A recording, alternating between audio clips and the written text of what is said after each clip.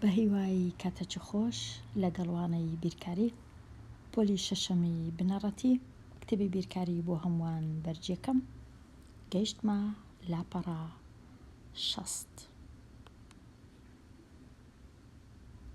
لاپەڕە 60 دەربارەی وێنەی ڕوونکردنەوەی هەرچەندە ئەو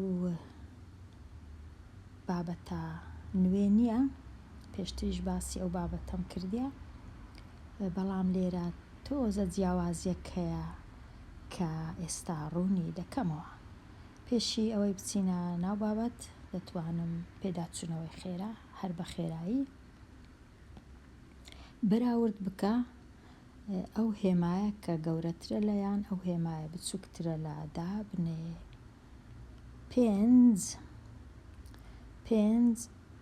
بێگومان بچووکترە لە 9، 25 گەورەترە لە 20، 87 بچووکترە لە 88، 19 بچووکترە لە 23، 309 گەورەترە لە 304. تەواو بووین. ئێستا بابەتی وێنەی ڕوونکردنەوەی ستونە ڕوونکردنەوەییەکان ڕێگایەکی باشە بۆ خستنە ڕووی پێدراوە پۆلێن کراوەکان بۆ چەشنەکان، واتە کە ئەوها ستونی ڕوونکردنەوەی دروست دەکەین ئەو زانیاریانەی کە هەمانە زۆر بە ئاسانی دێنە پێش چاو زووتر تێدەگەین لە ژمارەکان. لەبەر هەندێ ناوی وێنەی ڕوونکردنەوەیە زیاتر ڕوون دەکاتەوە لەوەی کە وشە و ڕستە بخوێنینەوە و بزانین لی تێبگەین. لێرە زۆر بە ڕوونی ئاشکراترە مەبەستمان چییە. ستونە ڕوونکردنەوەیەکانی جووتەنی ئەوەی کە لەو وانەیە نوێیە ستونی جووتەنی یان 3 ستون لە تەنیشتێک وەکو لێرانە ستونەکان هەمویان دوو لە تەنیشتێک ئەو جەمەودایەک هەیە. پێشتر تەنیا 1 ستونمان هەبوو لێرە بۆ وێنە، دوایە لێرە دوو ئەوها لە تەنیشتێک نەبوون. لێرە ئەوەی کە دوو ستون یان 3 یان 4 لە تەنیشتێک. ستونە ڕوونکردنەوەیەکانی جووتەنی بەکاردەهێنرێ کاتێ ژمارەکانی پۆلێن کراو دەبێتە 2 چەشن. سەیری ستونە ڕوونکردنەوەیەکانی جووتەنی بەرامبەر بکە. تەواو هەر لێرە سەیر دەکەین بزانین تەماشاکەین بزانین چییە. لێرە چ نووسرایە بە ئاسۆیی ئەوها ئەو بە ئاسۆیە یەکەم جار با بخینینەوە بزانین ئەو سەردێرە مانای چییە. بارستایی هەندێ شیر دەرەکان، بارستایی واتە کێشیان چەند گرانن یان چەند قورسن. بارستاییەکە لێرە بە ئەستونی نووسرایە ئەوها هەتا بچینە سەرێ گەورەتر دەبی. بارستاییەکە بە کیلۆگرامەوە چی دەبینین لێرە خوێندکاری شیر. بارستاییەکە بە کیلۆگرامە 100 کیلۆگرام لێرەیە، 200 لێرەیە، 300 لێرەیە وەک دەبینین ماوەکە یەکسانە چونکە 100 دەچینە سەرەوە 100 زیاد دەبی. پاشان لێرە بە ئاسۆیی ناوی هەندێ لە شیردەرەکان یان هەندێ لە ئاژەڵە شیردەرەکان نووسرایە. یەک لەوانە شێر، گۆریلا، پڵنگ، گامێش. با بزانین ئەو ئاژەڵانە بارستاییان یان قورساییان کێشیان چەندە. پاشان لێرە ئەو شتەی دەبینین کە لێرە ئەوها دروست کرایە. ئەوە مانای چییە؟ مانای ئەوەیە کە ژمارەکانی مە لێرەوە لێرە ئەگەر تەماشاکەین واتە لە 0 دەست پێ نەکرایە. لەبەر هەندێ ئەو تۆزە جیاوازیە هەیە لێرە نییە. واتە دابڕینەکەیە. ئەو نیشانەیە لێرە مانای دابڕین لە پەیژەی ژمارەکان هەیە، واتە لێرە نازانین چەندە سەدا سەد، چونکە پێویستمان پێی نییە، پێویستمان تەنیا کەمترین ژمارەکە لێرە هەمانە وەکو دەبینین ئەو ژمارە سەدا، کەواتە پێویستمان بە 50 و 40 و 30 و ئەوانە نەبووە لە بەرهەندێ لە سەدەوە وەکو بڵێن دەستمان پێ کردیە، ئەوە تا کەمترین شت سەدا، گەورەترین شتیش کە لێرە بیخینینەوە 300. لێرە گەر تەماشاکەین بۆ وێنە پێی دەڵێن ڕوونکردنەوەی جووتەنی، واتە جووتەک لە ئەستونمان هەیە. ئەو زەردە لێرەش ڕوونکرایتەوە، ئەو زەردەواتە بارستایی بۆ وێنە شێری نێر چەند بارستاییەکەی چەندە لێرە 200 ئەگەر ئێرە 250 بی ئێرە ڕەنگە 240 بی.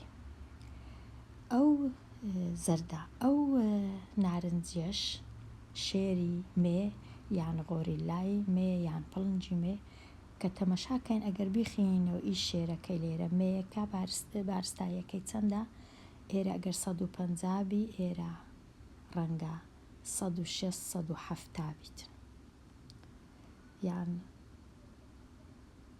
لەو ناوەندەی 150 لێرە 160-170 هەتا 80. لەبەر هەندێ چونکە دوو جۆرەوە لە هەر ئاژەڵی دوو جۆر هەیە نێر و مێ، لەبەر هەندێ دەبی بە جووتە لێرە دایان نین هەتا بەراوردەکە ئاسان بی. لێرە دیارە ستونە زەردەکان درێژتر و بڵندتر و بەرزترن، واتە ئەو گیان دارانە ئەو گیان لەبەرانە ئەوانەی نێرن بارستاییەکەیان زیاترە بە کیلۆگرام. پڵنگ بارستاییەکەی لێرە گۆریلا هەر بەجارەکی زۆر بارستاییەکەی زیاترە گۆریلای نێر لە چاو گۆریلای مێ وەکو دەبینێن خوێندکاری شیر. خوێندنەوە کە ئاسان دەبی ئەگەر ئەوها بە داینێن لەسەر ستونی ڕوونکردنەوەی یان وێنەی ڕوونکردنەوەی. سدەینە لای خشتەی خوارەوە لەگەڵ ئەو خشتەیتی. خشتەی خوارەوە خشتەکەی خوارەوە هێندەکانی پرۆتین و چەوریەکانی هەن لە کووپێک بۆ 3 جۆر لە خواردەمەنی. بزانین 3 جۆرە خواردن هەیە، بزانین چەند پرۆتینیان تێدایە و چەند چەوریشیان تێدایە. لە یەک کووپ لێرە زۆر باش نەبوو باسی کووپ بکرێ، چونکە کووپ ئەوەی ڕاستی بی زیاد پیشان نادا لە هەر جێک کووپ ڕەنگە کووپی گەورە و کووپی گچکە و کووپی ناوەندی و ئەو شتانە باشتر وابوو ڕەنگە بە گرام یان بە کیلۆگرام، بەڵام لێرە نووسیتیان یەک کووپ، نازانم یەک کووپ مەبەستیان دەکاتە چەند، بەڵام ئەوە نووسرایە کووپ. بڕی خواردەمەنی بڕی خواردن لە هەندێک خواردەمەنی یەک کووپ، نازانم مەبەستی چێ بڕی خواردن لە هەندێک خواردەمەنی، ئەوە نابی ئەو بڕی دەبا نووسرا بە بڕی پرۆتین و چەوری لە 3 لە خواردەمەنی. یەکەم خواردەمەنی کە لێرە دەبینین مەکەڕۆنە، دوایە شیر، ئەوجا سەڵاتەی پەتاتە. بزانین مەکەڕۆنە چەند پرۆتینی تێدایە لە یەک کووپ لێرە نووسرایە 7 گرام، شیر چەند پرۆتینی تێدا لە یەک کووپ 8 گرام، سەڵاتەی پەتاتەش 7 گرام. ئەدی چەوری چەند هەیە لە یەک کووپ مەکەڕۆنە 1 گرام، شیر 8 گرام، سەڵاتەی پەتاتە 21 گرام.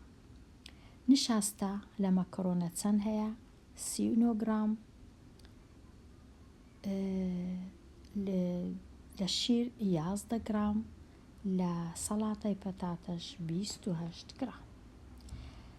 ئێستا ئەو خشتەیە کە لە بەردەستمانە خشتەیەکی ئاسانە، زوو دەتوانین بزانین چەند چەوری هەیە بۆ وێنە لە شیر یان لە سەڵاتەی پەتاتە، یان چەند پرۆتین هەیە یان چەند نیشاستە هەیە. زۆر ڕوونە لە پێش چاوانە، باشترە لەوەی کە بنووسین. بەڵام لێرە چکرایە پێدراوەکانی ئەو خشتەی سەرەوە بەکاربێنە بۆ پێکێنانی ستوونە ڕوونکردنەوەیەکان. ئەو پێدراوانەی لێرە هەیە بوویتە ستون. لێرە بە ستونی هەرچەندە لێرە ستونەکان بە پێچەوانەی ئەو ستونانەی ئێرەنا، واتە لێرە ستونەکان بە ئاسۆیی دانراینە. دیسان نووسرایە بڕی خواردن لە هەندێک خواردەمەنی، ئەوە زۆر هەڵەیە. بڕی دەبی بنووسرێ بڕی پرۆتین و چەوری و نیشاستە. لە یەکوب ئەو جەلێرە خواردەمەنیەکان یەکەم جار سەڵاتەی پەتاتە نووسرایە، دوایە شیر، دوایە مەکەڕۆنە. ئەو جەلێرەش نووسرایە بڕ بە گرام. لەبەر هەندێ هەموو جار دەبی بزانین لێرە چ دەنووسین بە ئاسۆیی، لێرەش چ دەنووسین بە ئەستونی. ئەو جا لێرە ڕەنگەکان زۆر گرنگن، خوێندکاری ژیر هەروەکو لێرە بۆ وێنە هەموو ڕەنگەکان زەرد بوون لێرە، هەتا بزانین ئەوە بارستایی نێر.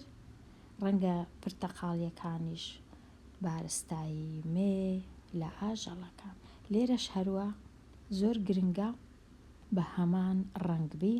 ئێستا دەبینین لێرە ڕەنگەکان شیکرایتەوە.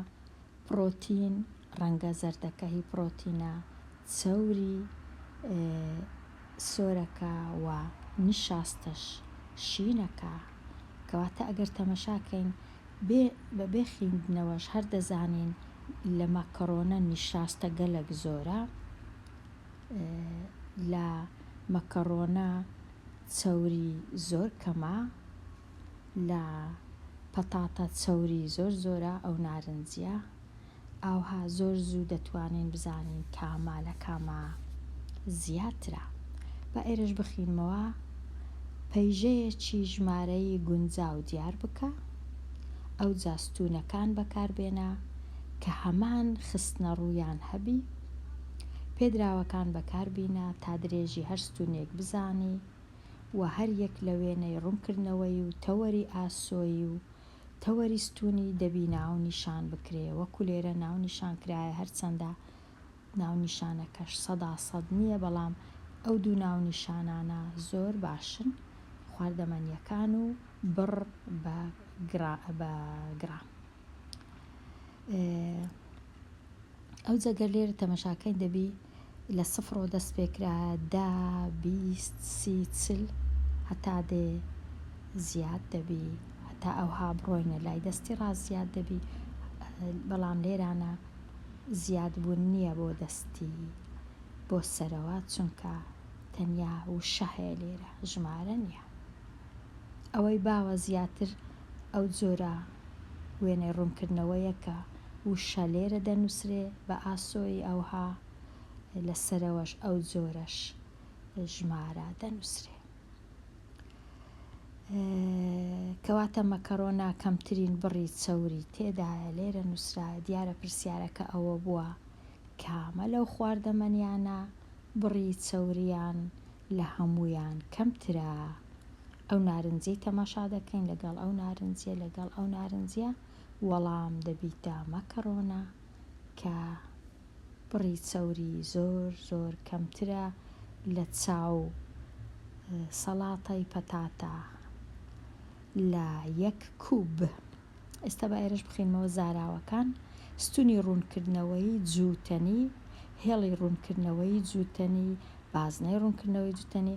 ئەگەر تەماشای ئێرەکەین خوێندکاریژێ لێرە جووتەنی نییە، لێرە 3 دانەیە، واتە لە هەمان کات پرۆتین و چەوری و نیشاستەی بەراورد دەکەین لە 3 خواردنی جوودا. دەتوانین هەندێک جار 4 بی، هەندێک جار زیاتر بی، بەڵام لێرە یەک لەوانە 2 جووتە، یەک لەوانش 3 دانەیە، ئەوە 3 دانەیە ئەو خواردەمەنیانە. با هێشتاش بزانم چمایە بخینمەوە لێرە، فێر بە چۆن پێدراوەکان شی دەکەیەوە و دایان دەنێی لەسەر ئەستوونە ڕوونکردنەوەیەکان و هێڵی ڕوونکردنەوەی و بازنەی ڕوونکردنەوەی. بازنەی ڕوونکردنەوەی جارێ لێرە نییە، ڕەنگە لە وانەی داهاتوو باس بکەین یان لە لاپەڕەکانی دیکە. بازنەی ڕوونکردنەوەی کە لە شێوەی بازنەیە. لێرە تەواو بووین وابزانم خوێندکاری ژیر لەو وانەیە لاپەڕە 6 هەتا وانەی داهاتوو هەر بژی.